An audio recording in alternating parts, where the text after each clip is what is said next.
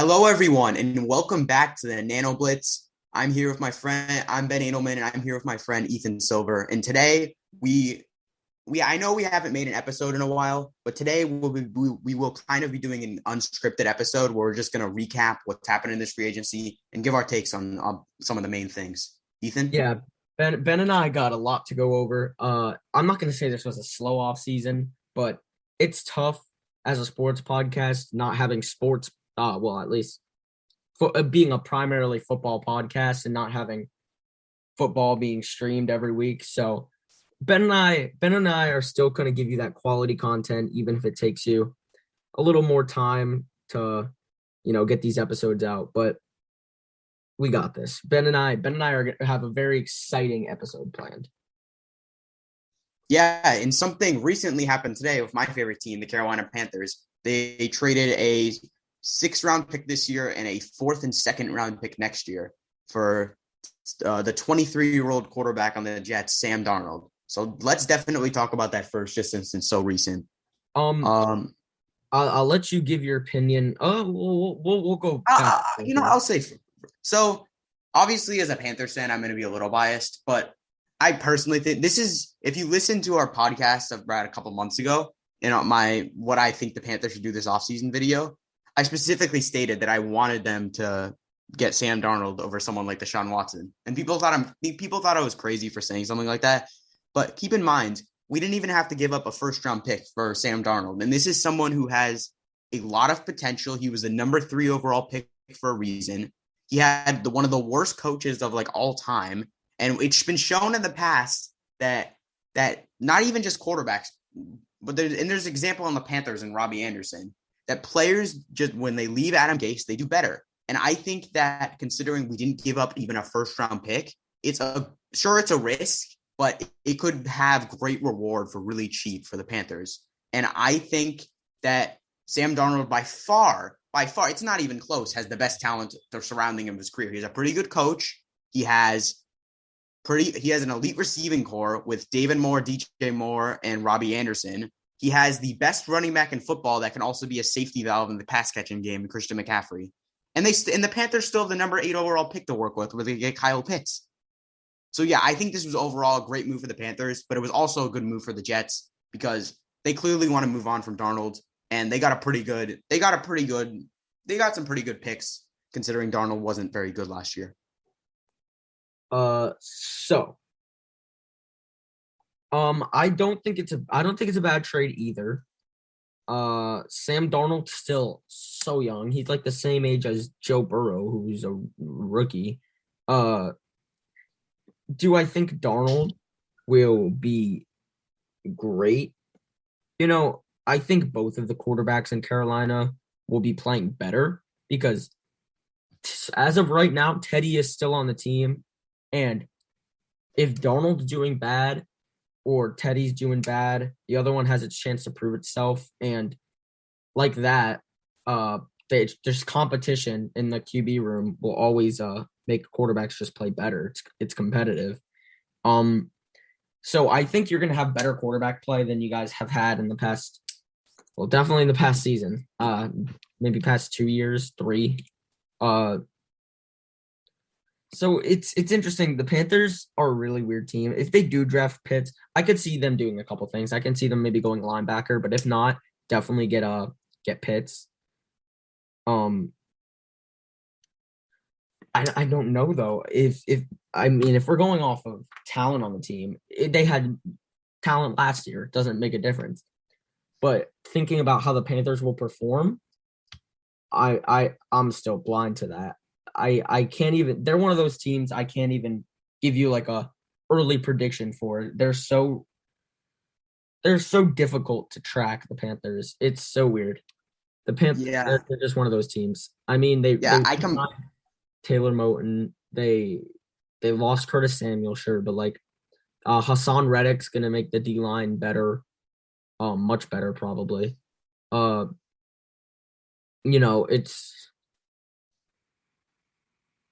They're working on their team. They've got a couple new starters in this offseason already, not including the draft. So I think the Panthers And a lot of people still sleep on the Panthers. They've shown that they can compete. Even though they lose the games, they've shown they can compete. So I think I would give them probably not a positive record, but maybe not a negative record. Maybe oh no, wait, there's no such thing as neither because of the 17 games. So yeah, I have no clue. I forgot there's 17 games this season. Yeah, that is crazy. But as you were saying, I think that you're right. This is definitely going to be one of the fun team. Whether they're good or bad, it's definitely going to be a fun and interesting team to watch next year. And they made some interesting signings. They didn't really get Hassan Reddick's good, but they didn't really get a star. But I don't really think they needed another star. I think what they need is just depth, and they got some great depth pickups. There's Hassan Reddick, who in my opinion makes the D-line top 3 to 5. They got Denzel Perriman, who he's not amazing, but he's definitely an upgrade from what we had. He's your starting linebacker, yeah. Yeah. We got David Moore, who is honestly one of the better receiver threes in the league. He's a great guy to have as the third guy, and he's very good in the red zone. And then just happened today, we got Darnold. And I agree with you. I think that this move was also partially made to make Teddy Bridgewater play better. It's not guaranteed that Darnold's the starter. Teddy could prove himself in the training camps and preseason, and then he's the starter. It could go either way. But regardless, I think it's definitely going to be better quarterback play, whoever is there. And I'm really excited as a Panthers fan to see what happens. Yeah, so we just talked about the Panthers, blah, blah, blah, whatever. Let's talk about the Giants. The Giants made the move that everyone was expecting. I kind of wish we re-signed Dalvin Tomlinson, but if we had to give Leonard Williams that big deal, then just do it, honestly, which we definitely did. He's making a lot of money. I don't know the exact details on the contract. Hold on a second. It was 4 years, 72 million. Oh no, was that Kenny Golladay or Leonard Williams? No, it was 63 mil, but I want to know how much was guaranteed. Oh, We've been at this. He's getting 21 mil per year. It was somewhere in the 40 mils for guaranteed. Yeah, he's making 21 mil per year apparently, or maybe that's average, but wow, that's still a lot more money than I'm making a year. Wow. Then of course we got Kenny Golladay. Yeah, I don't know. I still okay. Kenny Golladay, no matter where you put him, he's gonna be a good receiver. He's gonna perform. And if we can't get separation, we're gonna need someone who can go deep and just high point the football like Kenny Golladay does. Kind of get those one-on-one situations where he'll win. But I could still see us drafting receiver if Jalen Waddle is there at 11 for us. If not, I'm looking at people like Jeremiah Owusu-Koramoah, stuff like that. We lost one of the better run stoppers in the league, Dalvin Tomlinson. But overall, I wish I can be more positive here. But I'd give us a middle of the pack offseason. I mean, we did better than a lot of other teams.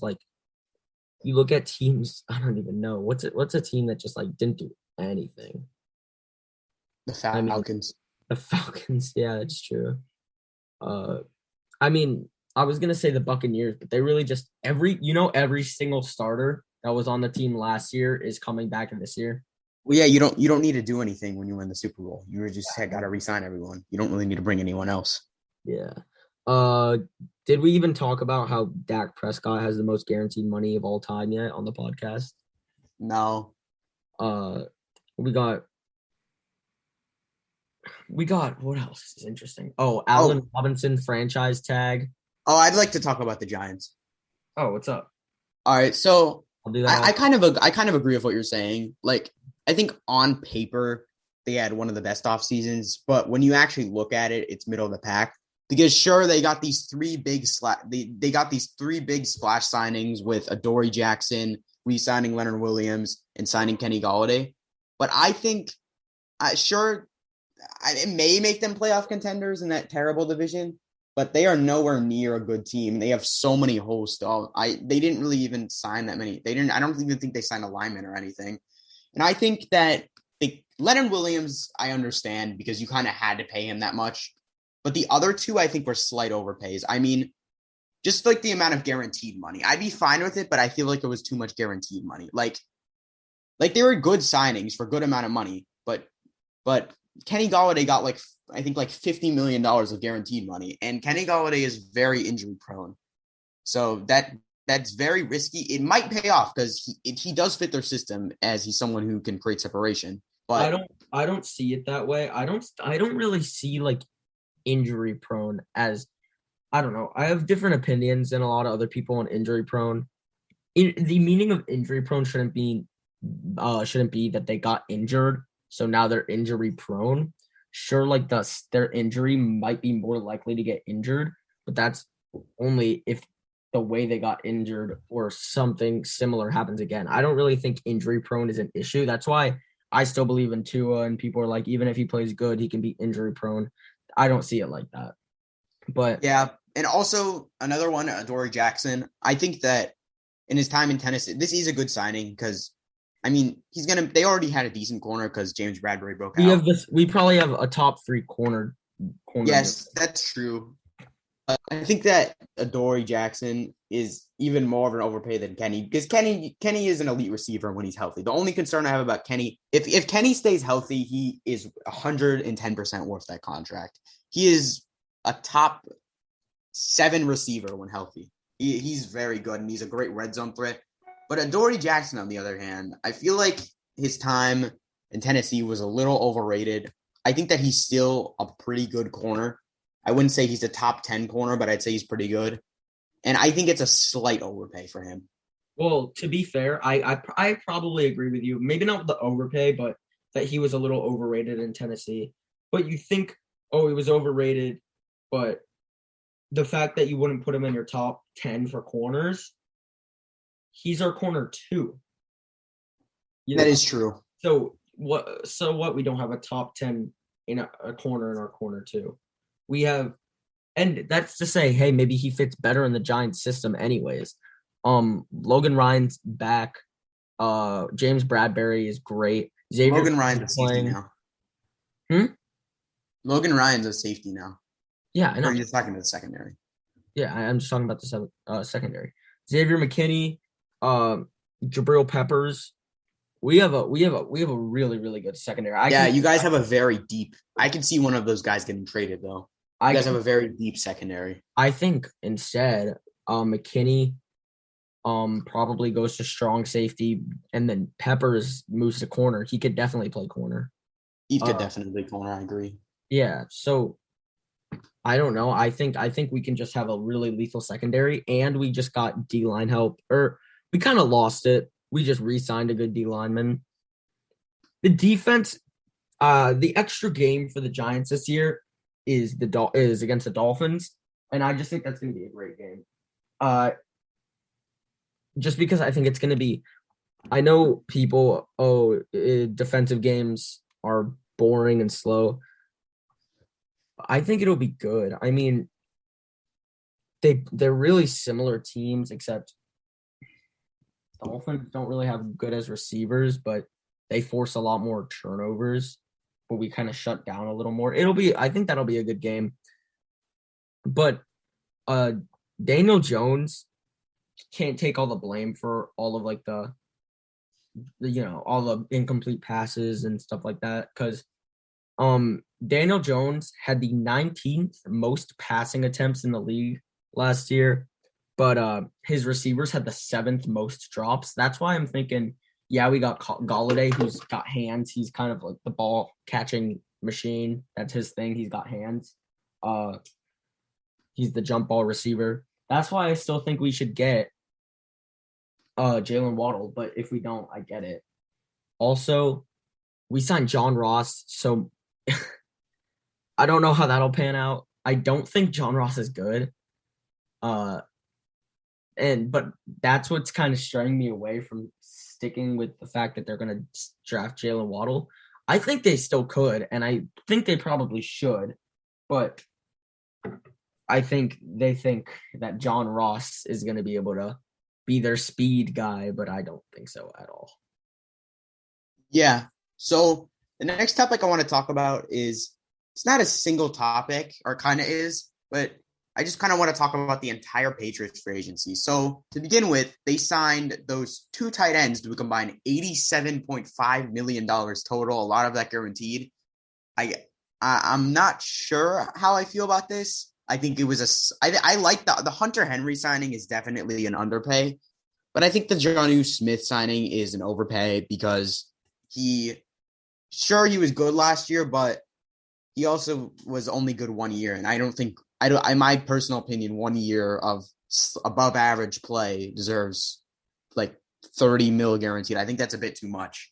And they just went completely all out this free agency. They were just kind of, I feel like they were kind of just like signing people to sign people. Like, I don't think that like the offense got too much better. Like, they got tight end, sure, but they lost their best lineman. They didn't really upgrade at receiver unless you consider Kendrick Bourne a major upgrade. They don't have a running back still. And sure, they signed Cam Newton, which was the right choice, honestly. He's probably not going to be the starter, but it was the right choice. It was the right choice to sign him. What were you saying, Ethan? Didn't they also get like Nelson Aguilar or something like that? Yeah, they got Nelson Aguilar on actually a pretty good deal. He was really good for the Raiders last year, and that was actually a good signing too. But I'm saying I personally think, and also they're gonna trade N'Keal Harry probably. He's already in trade talks. I personally think they need that star at receiver. That's what I think. I don't think they need these depth guys. They need a star at receiver. Well, here's what I'm thinking. So, yeah, Ben and I posted on our Instagram, the Nano Blitz podcast Instagram, that our underrated players, and mine was Nelson Aguilar. So I don't think he's gonna be like the best receiver in the league, but I think like I said, he'll get the job done. They still need a receiver one, but I think he will be the best receiver on the team. So Nelson Aguilar, I don't think he's their best signing, obviously. I probably think it's Hunter Henry or bringing back David Andrews was a good signing. Yeah, that's true. Cam Newton, I still like. I like that signing too because sure, he may not even be the starter next year, but considering how like turbulent the quarterback market is and how valuable they are, it's good to just have one under contract that's at least like decent. Yeah, even if they're not amazing. Even if they draft one, which I'm not sure about, I don't know, but yeah. They also re-signed Lawrence Guy. Great impact signing. Yeah, that'll really push them into the 16-0 territory. Yeah, the Patriots just you're right. It feels like almost like a video game where you just kind of sign everyone, you know? Yeah, just to like kind of like sign them. Like I think that they could have like, I think instead of signing all these guys, they should have saved that. I don't think they should have just went all out next year. I don't think they're a team that was just like a couple pieces away from contending, which is what you usually would do when you spend money like this. I mean, a lot of them, I mean, I get they're good players, but I feel like they just went kind of crazy with this money, and they're still I mean, they may make the playoffs considering there's the extra team, but I wouldn't consider them like a Super Bowl contender or anything. Even if they get a quarterback, I wouldn't. Their offense still isn't like very good. Yeah, I agree. Also, Juju Smith-Schuster got re-signed for 1 year, $8 million to the Steelers. 1 year deal. What do you think that means? I think that means that it's a good for both sides. First of all, the salary cap's down this year. So if he was going to get a long-term deal, it would be less than what he would usually get. So he probably did this. Next year, he can get a bigger payday. It works. The Steelers get him for 1 more year. He's not really the receiver one. It'll probably be Claypool. He may not even be the receiver two, but he'll be a good like depth guy. He's sure he had some off the field antics last year, but he was still good in the locker room. Like I mean, it's not like he was they're really off the field. No, it was technically on the field. Yeah. Like jokes aside, like sure he may be annoying, but he's always been a high character guy, and And why learn like a new playbook and sign like a 1-year deal with another team? Why not just stay where you are? And he clearly loves he clearly loves the Steelers. So why not? He probably won't be there after next year. Well, why not just stay with your team for another year and get a big payday next year? Um, In the salary cap freeze. just to name a couple mini signings that I think are really interesting. Pat Pete to the Vikings. That could be a bit of a difference maker. I know how you feel about Pat Pete, but I feel like he's pretty good still. I know you think he's not that great. Yeah, I think I think he was overrated when like he was considered like the best corner. Yeah, Dalvin Tomlinson is next to a healthy Michael Pierce. Definitely a good signing. That's gonna be good. So that's good for the Vikings. They definitely got that defense getting better. They're just such a talented roster, and they just can't seem to put it together.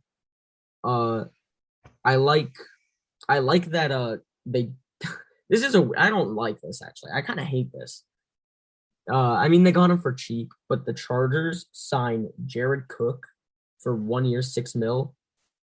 Like, yeah, I get it. They just lost Hunter Henry, but just re-sign Hunter Henry. He's really good. I know there's some injury issues, but like I said, I don't really. No, he had injury issues. I don't know. I don't really. He didn't play a whole year, and he's missed time elsewhere. You know what's an interesting signing I kind of want to talk about? Keanu Neal to the Cowboys, which is interesting because he immediately after signing he said he's changing positions. That's interesting to me. Wait, what happened? He changed positions. He's now a linebacker. Keanu Neal is a linebacker? He was kind of a linebacker before, honestly, just not like officially. But now he's classifying himself as a linebacker. Okay. He'll probably still play some safety, though. Definitely an interesting signing. I actually like that signing. Yeah. But this one, I kind of want to point towards you, Ben. Joe Thuney is on the Chiefs now. Oh, yeah. That's definitely... everyone at the start of this offseason, what are the Chiefs doing? They just cut their two best linemen. They were freeing up for this guy, Joe Thuney.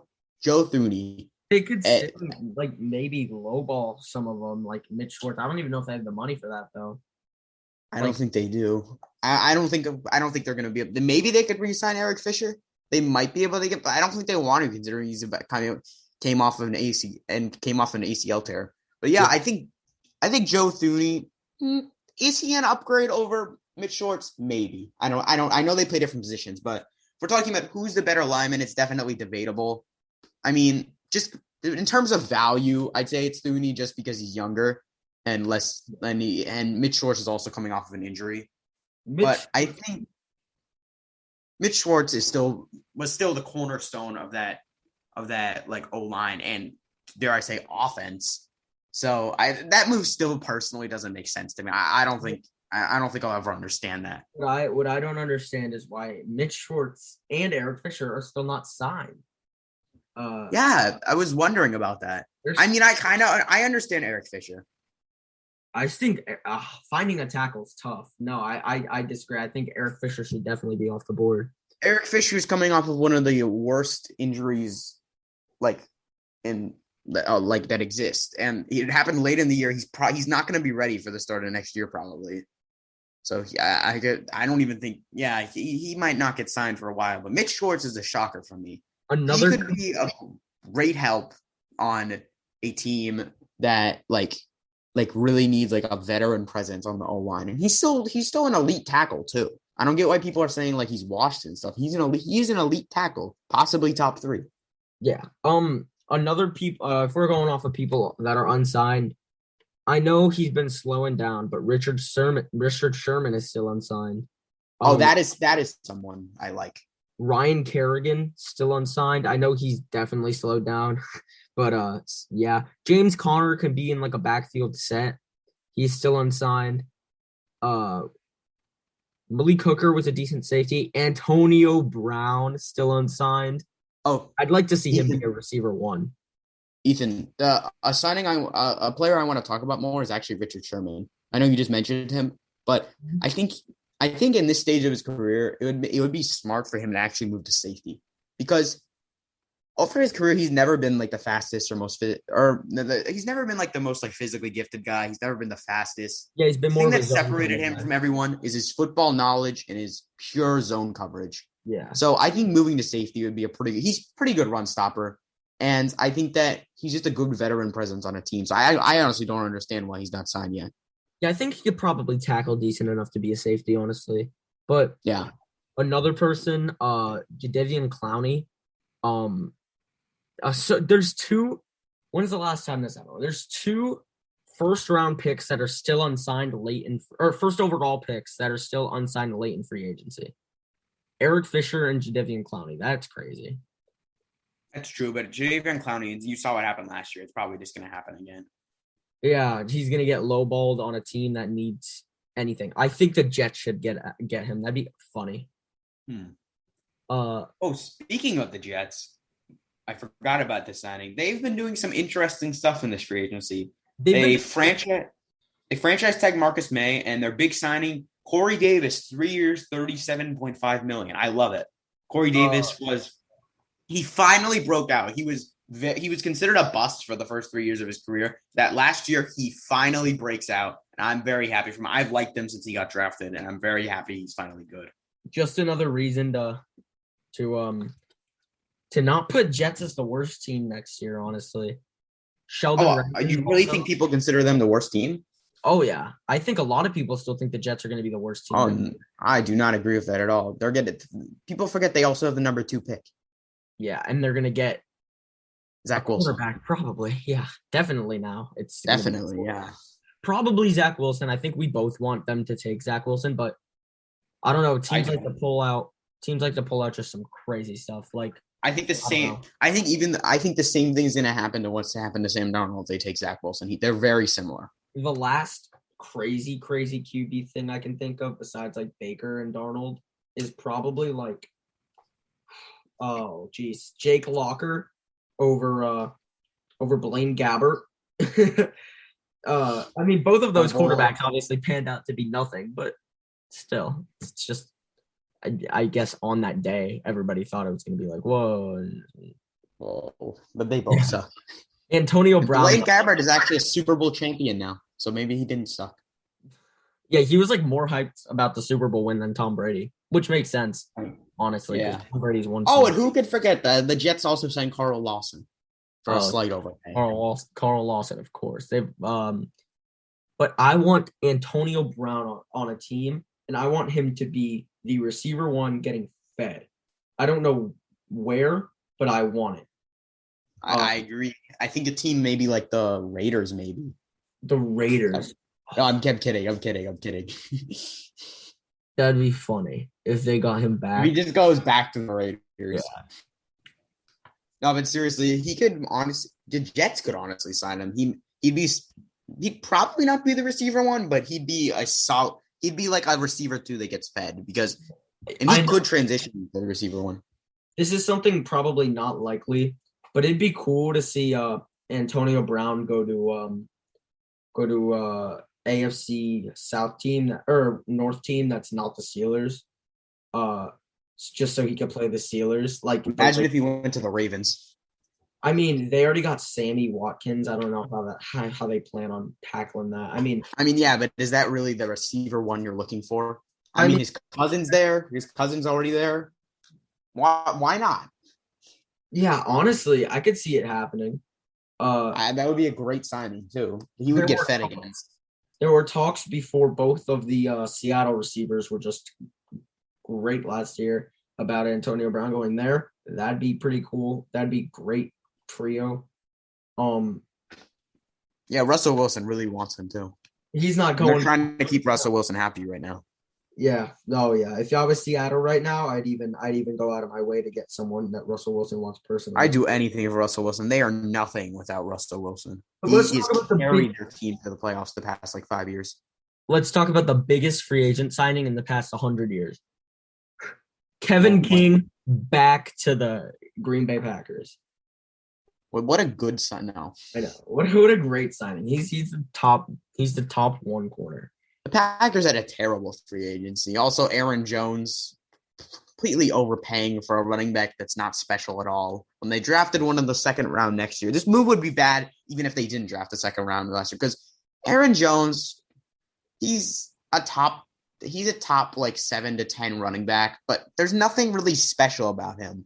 Like when I think of like running backs that actually like deserve like big money, I think of Derrick Henry, Christian McCaffrey, Nick Chubb, and you can possibly throw Dalvin Cook in that conversation. But outside of that, I don't. What? What about Saquon? What's your opinions on Saquon here, Ben? My opinions on Saquon. Talent-wise, he definitely is in that conversation. He is special. His talent is special. The question is, can he stay healthy? Well, that's obviously the question. But I think I hope he succeeds. And if we saw his rookie year where he stayed healthy. He is an elite talent when he's on the field. He could be a top 3 running back when he's on the field. I could put him in the same tier as like McCaffrey and Henry when healthy, because he's a special player. That's why I just hope that he can stay healthy next year, and hopefully the Giants improve the line. Regardless of what team you like, he is one of those players that you want to see succeed. Yeah, he's definitely a player you want to succeed because, you know, similar to Derwin James, like their rookie year, they were just amazing. They've been hurt for the past 2 years, and like you see the huge potential from their rookie year, but they could just never stay on the field. So hopefully Saquon is able to finally stay. Hopefully Saquon's finally able to have a good year. I'd love to see that. Yeah. So, the Bears. The Bears. I've been waiting to talk about this. What are they doing, man? What are they doing? What are they doing? Why would you not just keep Trubisky? You already fucked up and gave him like you already traded like 3 picks. You traded up for him and then selected him with number 2, and he actually was decent towards the end of last year.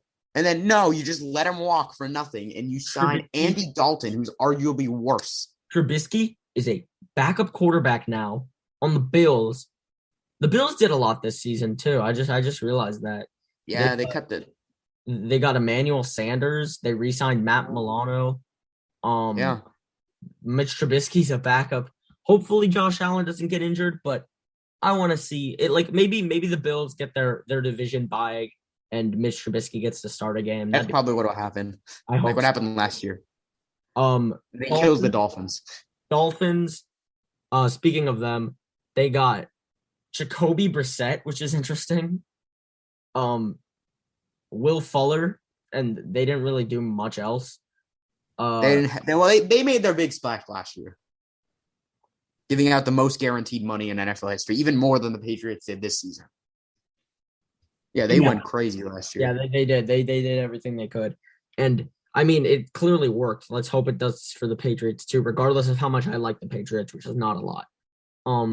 Yeah, but yeah, Patriots got Jonnu, Hunter Henry, Matt Judon, Devon Godchaux from the Dolphins, Nelson Aguilar, Kendrick Bourne, and they re-signed David Andrews. I think that's and Jalen Mills. Jalen Mills pays the bills. Yeah, he's not good. He's not great. No, that is true. Jets didn't really do as much as I'd like. I'm just kind of going through every team here. Yeah, I see what you're doing. Yeah. But, there's one team we haven't talked about that I do want to talk about, though. The Washington football team. Sure. And in our post where we talked about underrated free agency signings, you did Aguilar. I did Ryan Fitzpatrick to Washington. I personally love this signing, and I may be overreacting a little, but I think this puts them not just as a playoff contender, but as a Super Bowl contender. Sure, Ryan. Yes, I said it. Super Bowl contender. I think this makes them a top, at least on paper. We'll see how they perform. But this team has potential to go to the Super Bowl. I'll just say that. They franchise tagged their best lineman in Brandon Sheriff. They brought in Curtis Samuel, who is probably one of the best third down receivers in the league. And I'm excited to see what he can do as a receiver too. He could probably be a receiver 1. They still have Terry, who's finally has a decent quarterback. Antonio Gibson showed promise last year. But the real fun is when you look at that defense. That defense was probably top 3 last year. It was so good. Chase Young will continue to get better. They got a steal in Cameron Curl, and they just even added to it. They signed William Jackson to a 3-year, $42 million deal to even further develop that secondary. So I think this is definitely one of the teams to watch next year, and they could be very, very good. And I said it, they could even be a Super Bowl contender. Something great is that Fitzpatrick, once he gets signed as a starter, he tends to go inconsistent. And obviously that's not great for the football team, but that means there's a very high chance we see Taylor Heineke, which I know everybody wants. Ravens, though, going back to what I was reading through, AFC North, so we're at the Ravens. Kevin Zeitler, Sammy Watkins, not much to say about the Ravens. Two starters, so you can't really get mad about that. He's probably the best receiver on the team, Kevin Zeitler. Their offensive line looked really, really poor last season. So, they're getting starters. They're getting what they need. Yeah, but they're probably going to lose Orlando Brown Jr. in a trade. He's still rumored in trade talks. They should also definitely look at getting edge. They lost Matt Judon, Yannick Ngakoue. They should get and Calais Campbell's washed up. I don't know. One bad season, I'm not going to call it, but Dude, he was terrible last year. It wasn't just bad, he was terrible. He wasn't terrible. No, I'd say he was. He was really bad. He did nothing. No, he just didn't play like Calais Campbell. He didn't play like a starter. How bad was the season last year? It couldn't have been that bad. Hold on. It was pretty bad. And while you're talking about that, I'll just say something. I think the Ravens, they still need that receiver. And I can see why no receivers really want to go there because they're obviously a runner-first offense. But they still need that receiver. Sure, the Sammy Watkins is a good pickup. But is he really a receiver one material? I mean, he's better than what they already have with Hollywood Brown. If Lamar Jackson wins MVP with that, then I guess he can probably do it with a better receiving core. Probably. I say they go after Antonio Brown though. I'd really like to see that person. I'd love to see him play the Steelers twice a year. And I think that's actually just like a good fit. And he looked cool in the Ravens jersey. He would. Okay, this year, Calais Campbell. Yeah, it's probably the worst year of his career. But what do you expect? I mean, he's getting older. He was 34 playing last year. Jeez. He missed 4 games anyways. He had the least amount of tackles in his career. The least amount of sacks, not including his rookie year. He still had 5 tackles for loss, which isn't great, but that's still the least of his career besides his rookie year.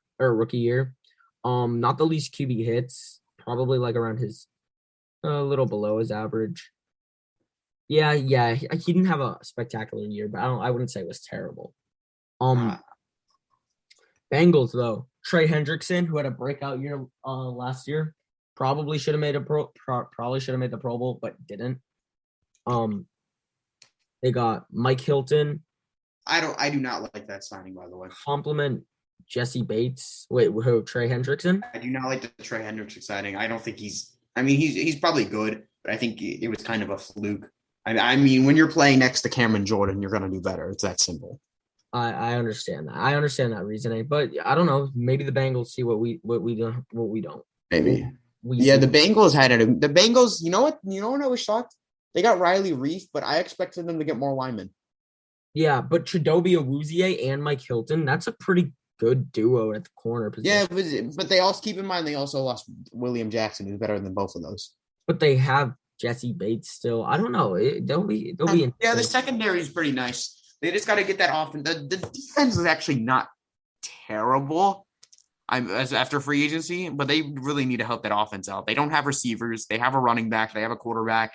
No O-line. Yeah. Larry Ogunjobi, though, they got because Geno Atkins had the worst year of his career by far last year. He was cut, right? He was so bad last year. Yeah, he was terrible. Is he even signed? I don't even think he's signed. Yeah, no, he was really bad. Similar to what happened to Calais Campbell. No, Geno Atkins, though, I'd consider even worse that last year. Maybe. He played 8 games with 0 sacks, 0 tackles for loss, 1 QB hit. Jeez. He had 1 tackle. He had 1 tackle the entire year? Are you kidding? No, I'm not. No, he used to be like I didn't know he only had one tackle. Was he like? Did he even play? He played 8 games. And he had one tackle. Oh my goodness! I knew it was bad, but I did not know it was. I didn't know he had one tackle. Jeez. Yeah, it's bad. He went from going to get to close to even double digit sacks in seasons. Slowed down a little bit last year. Still made the Pro Bowl though because whatever. Something you can't really look at stats for. He was still pretty good though. But this year he ended with one tackle. I mean, he never was like a guy who got a lot of tackles. He's gotten like barely any in some seasons, but yeah, it doesn't make a difference. He had one tackle. That's very bad. But one tackle. What was he doing? Like when he was on the field, was he just like running around doing nothing? I mean, I know he didn't start the entire season, like even the games he was listed as playing in, but one tackle. He had more than one snap played. I can guarantee you that. He had. Yeah. I don't know how many snaps he played, but it was definitely enough to make more than one tackle. Cleveland got John Johnson, which is great. We both love John Johnson. So yeah, it's his name. Tack McKinley, I don't really care about. I don't think Tack McKinley's good, but if you're sitting there next to Myles Garrett, maybe move Ed Oliver onto the inside more. I don't know. Ethan, before we end the podcast, I want to do something. So I know we did the part 1 of this on the Instagram, but we don't have this pre-picked, by the way, just to let you guys know. But let's find another underrated signing that you like. All right, let me do a little looking around here. I'm looking at these. I forgot how poorly the Texans did in this free agency. They really should have done more. So can I say mine first? Desmond King, Philip Lindsay. That's really their only big things. Yeah, go for it. So my first one my pick for this is wait, where did it go? And my pick for this was Anthony Harris to the Eagles. Only 1 year, $5 million. I think this is a really budget pick. It's only $5 million a year. At times he was very good on the Vikings, and at times he could be considered. I wouldn't call him an elite safety, but I'd say he's like a borderline. I'd say he's like a borderline one. He's kind of like a do-it-all guy, and I think that the Eagles secondary was really bad last year. Darius Slay did not live up to expectations. And I think this is a great addition for their rebuilding team. Just add a veteran to the team that's still very good. Yeah, that's a pretty good choice. Mine is gonna have to be Shaq Griffin, not Shaquille Griffin, to the Jaguars. Ben, I know, or for any of you guys wondering, that is the one that has both of his hands. That is the corner, not the linebacker. And yeah, he got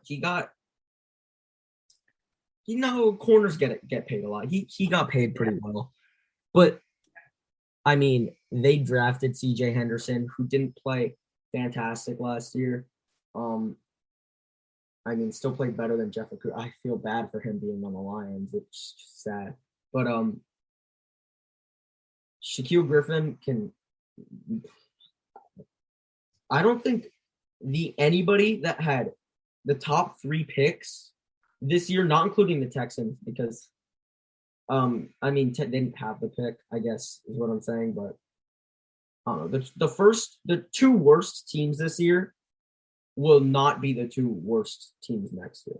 Maybe one of them will be bottom 5, but the Jets and the Jaguars, I both think, will be out of that 1 and 2 spot for sure. Yeah, I agree with that, and I like your pick. But for now, I think we've covered everything. So thank you guys for watching another episode of the podcast. If you want to see us, on Instagram, if you want to see more content, like underrated signings and obviously some other stuff, follow the Instagram at NanoBoth Podcast. You can leave a suggestion. But yeah, thank you guys for watching. I know our schedule has been a little inconsistent, but we're gonna try to get them a little more consistent. With the draft coming closer and closer, it's gonna be easier to find content. We've also been very busy. So yeah, thank you guys for watching, and see you next time.